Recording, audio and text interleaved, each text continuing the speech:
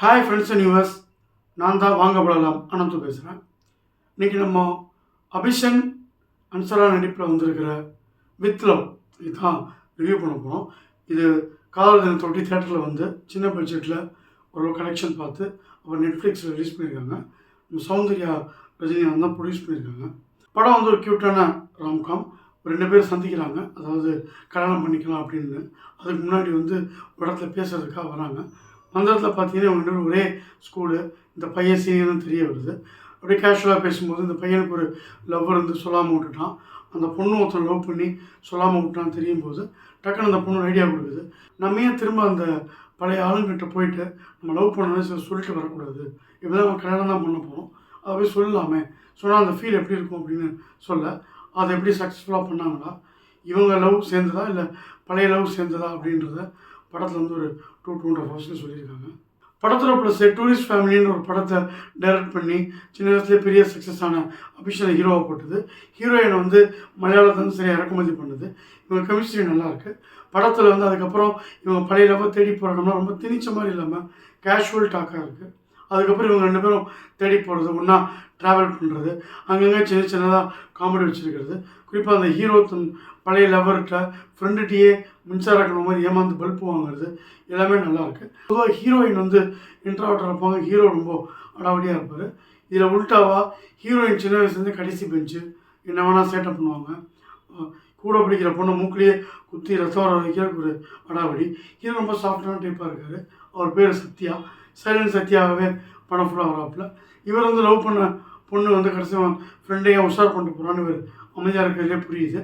But heroine love பண்ண ஒரு பையன் அவன் அவ்வளோ அமைதியாக இருக்கான். அவன் சத்யாவே மிஞ்சிடுவான் போல். படிப்பு தான் உண்டு வேலை ஒன்றுன்னு இருக்கான். இந்த பொண்ணு தன்னோட லவ்வை எக்ஸ்பிரஸ் பண்ண நினச்சா கூட அதுக்கான ஒரு ஸ்பேஸே கொடுக்காம ஸ்கூல் விட்டு போயிடலாம்.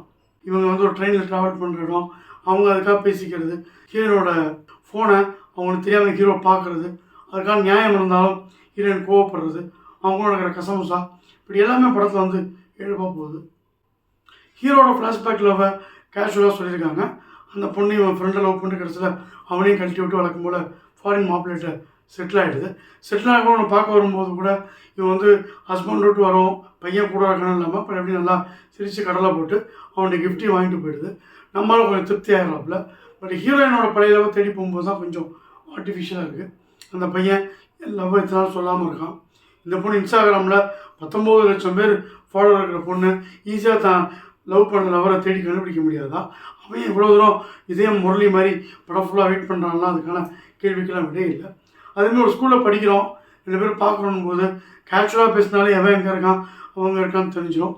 இது அதை ஒரு கொஞ்சம் ஜவ்வாக இழுத்து கிளைமேக்ஸ் ஊட்டி வரையும் கொண்டு போகிறாங்க. ஒரு ராஜா ராணி மாதிரி பழைய ஃப்ளாஷ்பேக் லவ், கொஞ்சம் மௌனராகம், 96 இதெல்லாம் போட்டு குழப்பி விட்டால் கூட சரி பழைய லவரை தேடி போகணுன்னு 2 பேருமே போகிறது நல்லாயிருக்கு. பட் ஆனால் அது ஹீரோவோட லவ் ஏற்கனவே கல்யாணம் ஆகிட்டாங்கன்னும் போது இவர் பார்த்தாலும் என்ன ஆக போகுதுன்னு பெருசாக நமக்கு ஒரு சர்ப்ரைஸே இல்லை. ஹீரோயின் லவரை தேடி போகும்போது அவன் இன்னும் வெயிட் பண்ணிகிட்டு இருக்கான்னு போது ஏதாவது ஒரு ட்விஸ்ட் வரும் பார்க்கும்பொழுது லைட்டாக கொண்டு போய் அதையும் பெருசாக அவங்க வந்து எஸ்டாப்ளிஷ் பண்ணாமல் விட்டாங்க. படத்தில் சவுண்டோட மியூசிக்கு நல்லாயிருக்கு. யுவன் சங்கர் ராஜா வாய்ஸில் பாடல்கள் கேட்க இனிமையாக இருக்குது. படத்தை ரோம்காம இன்னும் கொஞ்சம் இன்வால்மெண்ட்டாக ஒரு பெரிய அளவில் கொண்டு போயிருந்தால் 96 அந்த மாதிரி படம் வந்து மனசுலேயே தங்கியிருக்கும். பட் அப்படி இல்லாமல் ஈஸியாக கடந்து போகிற மாதிரி போய் பார்க்குறான் போகிறான் அதுக்கப்புறம் வரான்ற அந்த ஒரு 2 பேருக்குமான பாண்டிங் படத்தில் பெருசாக எஸ்டாப்ளிஷ் ஆகலை.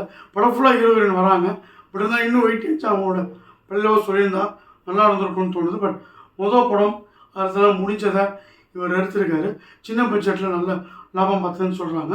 ஓகே, கிட்ஸுக்கு ஏற்ற மாதிரியான விஷயங்கள் படத்தில் இருக்குது. ஒரு தடவை ஓடிடியில் உட்காந்து ஆரம்பிச்சே பார்க்கலாம்.